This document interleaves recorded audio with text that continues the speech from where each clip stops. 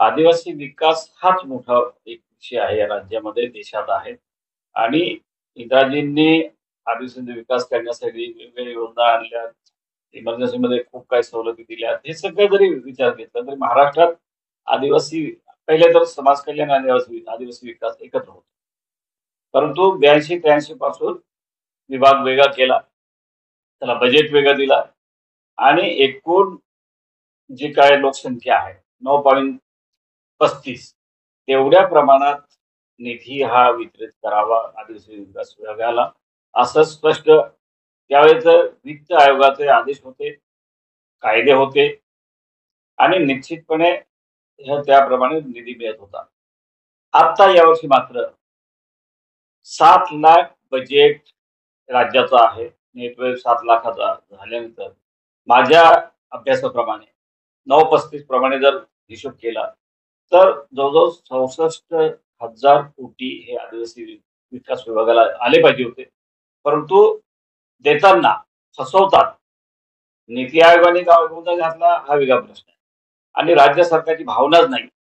आणि राज्य सरकारने यावेळेला 21,495 कोटी दिले 7 लाखाच्या नियोजनामध्ये. ज्याची टक्केवारी काढली तर फार कमी आहे. 7.5-7 सुद्धा येणार नाही. अशा वेळेला आदिवासी विकास विभागाला 21,495 कोटी जे मिळाले, त्यातला सगळ्यांना आश्चर्य वाटलं, की 21,495 कोटी मिळाले तर आदिवासीचा विकास झाला पाहिजे. पण ह्याच्यात फार मोठी गंमत आहे. आणि ती गंमत मी राज्याचा आदिवासी विकास खात्याचा मंत्री झाल्यानंतर मी ते शोधून काढलं, की आस्थापनावरचा खर्च, प्रशासकीय बाबींचा खर्च इतर डिपार्टमेंटला जनरलच्या बजेटमधनं दिला जातो. परंतु आदिवासी विकास खात्यामध्ये आस्थापनावरचा खर्च हा आदिवासी विकासाच्या निधीमधनं दिला जातो. आणि मग हा निधी फक्त विकासाला मला त्यावेळेला एका वर्षाला 1800 कोटी फक्त आले. 1800 कोटी 2,000 सुद्धा नव्हते. 12-13 11-12 हजार कोटीपैकी. मग विकास कसा करणार? आणि याही वर्षी माझ्या माहितीप्रमाणे जवळपास 3,871 कोटी आदिवासी विकास करायला ठेवले 21 कोटीपैकी, 21,000 कोटीपैकी. मग हा निधी जर आदिवासींच्या विकासासाठी उपयोगी पडणार नसेल, इकडे-तिकडे वळती करणं, हे फार भयानक आहे. तुम्हाला लाडकी बहिणीला आमचा विरोध नाही. लाडकी बहिणीला तुम्ही द्या. पण मग जनरलच्या बजेटमधनं द्यायला पाहिजे होतं. जनरलचे बजेट बाजूला ठेवायचं. आदिवासी विकास खात्यातला पैसा आस्थापनावरही खर्च करायचा. म्हणजे राज्यातले जे जे मंत्रालय आहे, मंत्रालयाचे अधिकारी, त्यांचा पगार, कमिशनर, एटीसी, परत ट्रायबल रिसर्च सेंटर पुणे, या सगळ्या कर्मचाऱ्यांचा खर्च, शिक्षकांचा खर्च, हा सगळा खर्च आदिवासी विकास विभागावरनं केला जातो आणि त्यामुळे तो निधी शिल्लक राहत नाही. आणि पहिल्यांदा मी मंत्री झाल्यावर उघडकीस आणलं.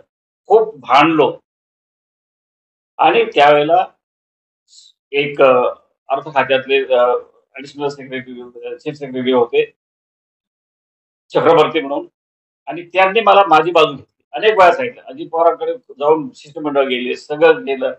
तरी अजितदादांनी शेवटपर्यंत ऐकलं नाही. दिले नाही म्हणजे दिले नाही. आणि गोंधळ असा घालून ठेवलेला आहे, की नीती आयोगाच्या नियमाप्रमाणे मी करतोय. नीती आयोगाने हे सगळे, आणि मग नीती आयोग जर तुम्ही आणला असेल, तर नीती आयोग हा आदिवासींची, म्हणजे तुमची नीतीच नाहीये, तुमचा मानसिकता नाहीये, की आदिवासींचा विकास व्हावा. आणि मग त्यापेक्षा मग ते वित्त आयोग काय वाईट होतं. त्यावेळेला नीती आयोगाचे डेप्युटी कमिशनर जे आपले हे आयोग होते, आयोग आपले उपाध्यक्ष, त्यांनी आदिवासींच्या विकासाला 9.35 दिल्याशिवाय मी तुम्हाला निधी, केंद्राचा निधी देणार नाही, हे स्पष्टपणे सांगितलं होतं. आणि त्याप्रमाणे निधी मिळत होता. डॉक्टर विजयकुमार गावित ज्यावेळेला मंत्री होते त्यावेळेला निधी मिळाला. पण आता डॉक्टर विजयकुमार गावित सुद्धा आता काय भांडत नाही. या विषयावर त्यांच्याकडे, माझ्यानंतर त्यांच्याकडे 2.5 वर्ष हे खातं होतं. त्या विषयावर ते कधी बोलले नाही. आणि आता फक्त योजनांसाठी भांडत असते. ही योजना आणली, ती योजना आणली, कुठेतरी उसनी योजना आणली आणि त्याचं वाट पाहून तुम्ही योजना जे आणतात ना, ते फक्त तुम्हाला टक्केवारी खाण्यासाठी आणतात. आणि निश्चितपणे या विषयावर ज्याने आमदारांनी सगळ्यांनी एकत्र येऊन हे फार मोठा विषय आहे. आदिवासींच्या विकासामधला 335,70,00,000 काल लाडक्या बहिणीसाठी काढले. त्याच्या अगोदर 335 कोटी काढले. मग तुम्ही एवढा निधी जर 3,871 कोटीपैकी एवढा खर्च तुम्ही लाडकी बहिणीवर खर्च करणार, मग आदिवासीचा विकास काय करणार? रस्त्यांना एक नया पैसा इथे एकही काम मंजूर नाहीये. अनेक आमदारांच्या बजेटला पाहिलं, अक्राणी अक्कलकुरासाठी एक नया पैशाचं काम आलं असेल मी राजकारण सोडून दिलं. मी 90ला निवडून आलो. तळोदा धडगाव काय ते धडगाव चांदशेली कोठार तळोदा असा हा एक रस्ता केला. 14 कोटीचा एकाच वर्षाला पहिला रस्ता आणला. आणि मग हे म्हणतात की आम्ही फार खूप काम करू. काय कामं करणार तुम्ही? कुठलीही कामं तुम्ही आणू शकत नाही, कारण निधीच शिल्लक नाहीये.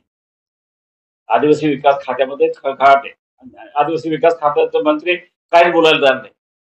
या राज्याचे मुख्यमंत्री हे फार हुकुमशाहीसारखे वागतात आणि ते सांगतील तसं ते एक शब्द आदिवासी विकास मंत्री बोलणार नाही, असं मला स्वतःला वाटतं. आणि इतर जे आमदार आहेत, पत्र घेऊन जातात, त्यांच्याकडनं लिहून घेतात. काय काय काम करणार? निधी जर शिल्लक नसेल. आणि परत तुम्ही जनरलच्या बजेटमधनं लाडक्या बहिणीला द्या. मग हा निधी आदिवासींच्या विकासामधला एका बाजूने आस्थापनावरचा खर्च जातोय. सगळं खर्च होऊन आदिवासी विकासाला फक्त 3,871 कोटी काहीतरी शिल्लक राहतात. त्यात सुद्धा तुम्ही मग लाडक्या बहिणीसाठी एवढं निधी देणार असाल, मग आदिवासींचा विकास कुठे होणार? मग ह्याचा विचार कुठलेही आमदार करत नाही. राज्य सरकारमधले जेवढे सत्ताधारी आमदार आहेत, जवळजवळ खूप म्हणजे काँग्रेसमध्ये एखाद दोन फक्त निवडून आले. मग सगळे सत्ताधारी आमदार आहेत. मग ह्यांनी प्रश्न उपस्थित का करू नये? ह्यांना जर जमत नसेल तर म्हणजे मी या विषयावर स्पष्टपणे बोलेन. याच्यावर कायदा करण्याची गरज आहे. मी 25 मार्च 2015ला अशासकीय बिल टाकलं. त्यावेळेला हेच मुख्यमंत्री होते. युतीचं गव्हर्नमेंट होतं त्यावेळेला. मी अशासकीय बिल टाकलं होतं आणि बिल टाकून आदिवासींचं बजेट सेपरेट त्याला कायदा करा. कायदा केला तर ह्या सरकारला, कुठल्याही सरकारला, की यावर्षी राहिलेला निधी शिल्लक राहिलेला निधी पुढच्या वर्षी कॅरी फॉरवर्ड करता येईल. आदिवासींचा विकास करण्यासाठी तो पैसा ठेवता येईल. असं इकडे तिकडे वळती करता येणार नाही. पण ते बिल मांडायला मला इंट्रोड्यूस करायला 5 वर्षानंतर शेवटच्या याला मिळालं. शेवटच्या अधिवेशनाला मिळालं. म्हणजे 5 वर्ष मला ते बिल इंट्रोड्यूस सुद्धा करू दिलं या या अ, अ, फडणवीस सरकारने. असं हे सरकार आहे आणि सरकार आदिवासींच्या विरोधी आहे. हे तर स्पष्टच आहे. आदिवासींचा विकास करायचा तर तुम्हाला निधी उपलब्ध करून द्यावा लागेल. बाबासाहेब आंबेडकरांनी स्पष्टपणे सांगितलं की राज्यघटनेमध्ये सामाजिक न्याय मी देतोय. राज्यघटनेत तरतुदी आहे. पण आर्थिक न्याय जोपर्यंत मिळत नाही, तोपर्यंत दलितांचा, आदिवासींचा विकास होणार नाही. हे बाबासाहेब आंबेडकरांनी खंत व्यक्त केली. राज्यघटना लिहून सुद्धा मला याची खंत आहे असं ते बोलले होते. आणि आमचे राहुलजी गांधी आता स्पष्टपणे सांगतायत, त्याची लोकसंख्या जेवढी असेल तेवढं त्यांना निधी द्या. तो निधी त्यांना मिळाला पाहिजे. ही जी भूमिका आहे राहुल गांधीची, ती भूमिका स्पष्टपणे देशाला, राज्याला, सगळ्यांना एक दिशा देणारी भाषा आहे. आणि निश्चितपणे हे सरकार गेलं पाहिजे. तरच आदिवासींचा विकास होईल आणि आदिवासी विकास करण्यासाठी काही तुकडा फेकलेला त्याच्यावर काय खुश राहण्यासारखं नाहीये. तर तुकडा काही कामाचा नाही. आम्हाला आमच्या न्यायाचं, आमच्या हक्काचा निधी पाहिजे. ही भूमिका सगळ्या आमदारांनी, सगळ्या खासदारांनी घेतली पाहिजे आणि देशामध्ये मागणी केली पाहिजे, राज्यात मागणी असली पाहिजे आणि या विषयावर सगळ्यांनी एकत्र येण्याची गरज आहे. इथे राजकारण आणायची गरज नाही, परंतु निश्चितपणे छोटे-छोटे योजनेसाठी फक्त भांडत असले. मी आणले, तुम्ही आणले, मग त्याच्याची टक्केवारी खायची एवढा सुद्धा विषय आहे का? इथेच आदिवासी बांधवांचं, समाजाचा विषय विषय घ्या आणि सगळे मिळून एकत्र राहा, एकत्र बसून काम करा.